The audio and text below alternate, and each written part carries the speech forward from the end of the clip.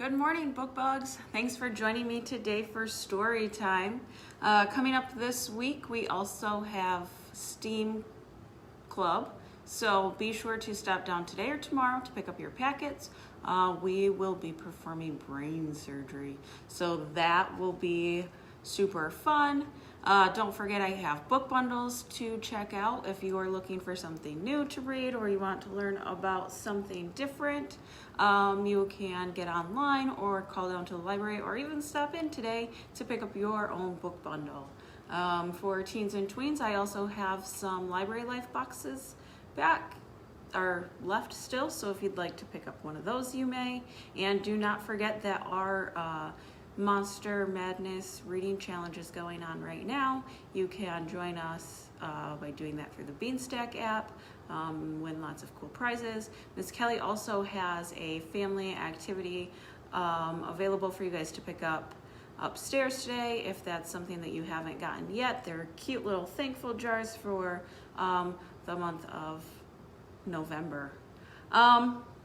All right, so let's get started with story time. Today we are learning about snakes and reptiles, and if you stop down today, you also have or if you stepped down yesterday to get your take and make, then we have a fun snake surprise craft there as well. So our story today is called Slithery Jake. What do you think this story could be about? Slithery Jake by Rose Marie Provencher, illustrated by Abby Carter, published by HarperCollins.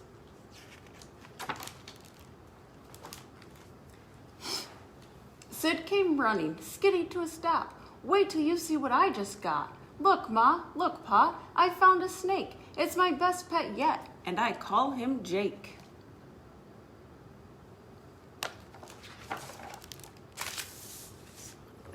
But Ma's face held a doubtful dread. Houses and snakes don't mix, she said.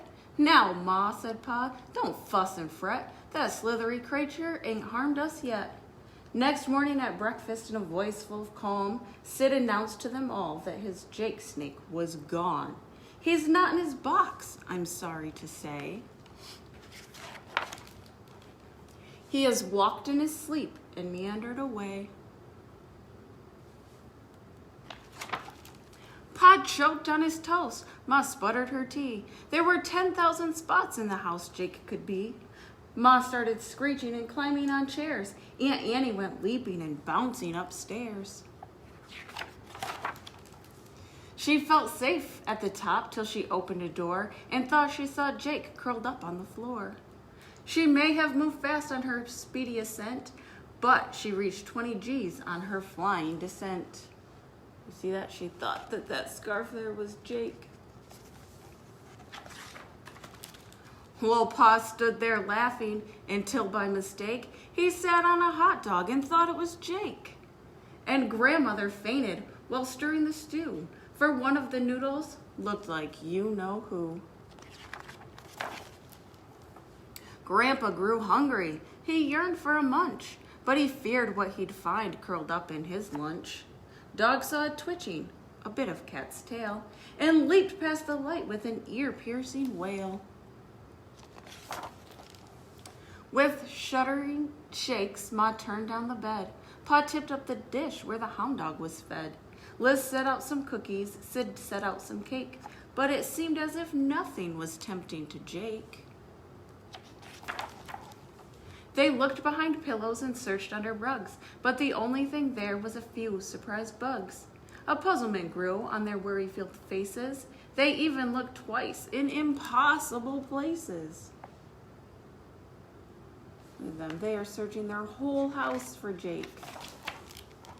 Aunt Annie declared as she ran out the door she'd never set foot in the house anymore. I hear they exterminate snakes, and I bet... No, no, shouted Sid. He's my own special pet. Pa held up his hand. Don't worry, Sid. We'll camp out till we find where the dang thing is hid. Get the kerosene lamp and the sleeping bags, Liz. We'll sleep where he ain't till we know where he is. And tomorrow will look 30 times everywhere. Ma, you take the hammock. It's comfortable there. They're all going outside to sleep. Ma's only reply was two thunderous roars. It seems that the snake preferred the outdoors, for there in the hammock, taking a break, stretched out and relaxed. Uh-oh, who could it be? Was Slithery Jake. The end. So that was a fun little story about Jake getting lost inside the house. Sometimes maybe snakes don't make good pets. If you stopped by the library yesterday and got a Take and Make kit, then you have everything except for glue that you need to have for this craft. We are making paper chain snakes, so I started already on mine. This is what it looks like, and I will show you how to do it. Inside of your bag, you should have just smaller rectangle shaped papers, as well as a longer one that almost looks like the head of a snake, and another long one that would be the tail. You also have a red tongue and two googly eyes. So to start with our paper chain craft, you're just going to link your papers together and glue them. Ouch.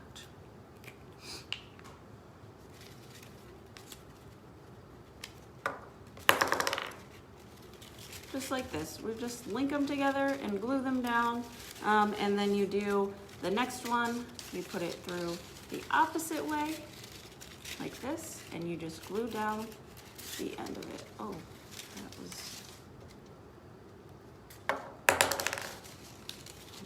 a mess. You can make your snake as long as you would like at home, or as short as you would like. Ooh. And you're just gonna keep linking your papers together and gluing them down right at the edges there.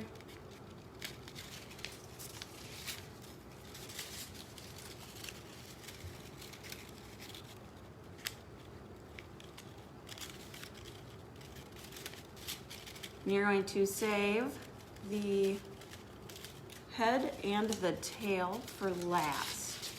We're gonna glue those on the last.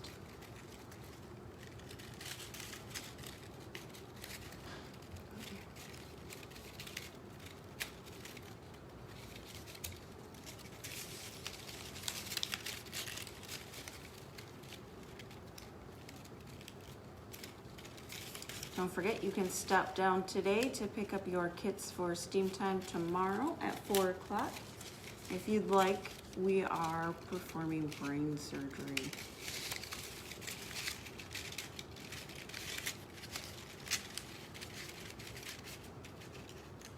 I have tons of book bundles upstairs already made, put together, so if you are interested in stopping down today to pick up a book bundle, you may.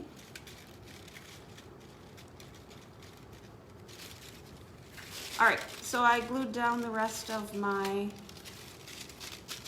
paper chains, and then we are going to glue on the tail. You can pick whichever end you would like. Put your tail on, and you're just going to put it on the same way that you did the other strips. These ones are a little bit longer, a little more shaped, so that it looks like a tail, and it kind of hangs off the edge a little bit.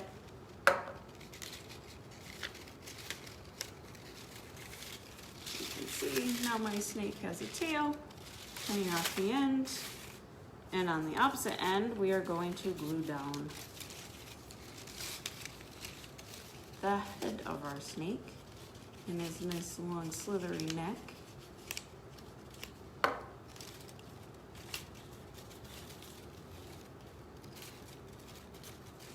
This is what it looks like now. You can see it's nice and full-length snake here. And then we can glue on his eyes. or hers. Maybe your snake's a girl. If you wanted to make yours a little more unique, a little more decorative, you could use markers or paint or colored pencils or crayons. You could decorate them, give them a nice little pattern. And then we're just going to take the tongue and we're going to glue it underneath of his head.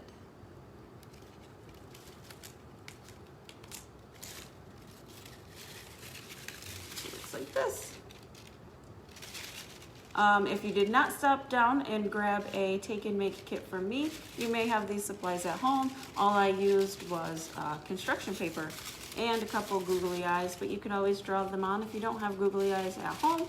I hope that you enjoyed this craft. I hope that you join me next week. For Book Bugs, we will actually have Steam time instead of story time. But nevertheless, we will have lots of fun, and there will be take and makes available for you to pick up next week. Be sure to stay tuned on our Facebook page so that you don't miss out all of the fun things that we're doing. I think that's it. Have a great day, you guys. We'll see you next time.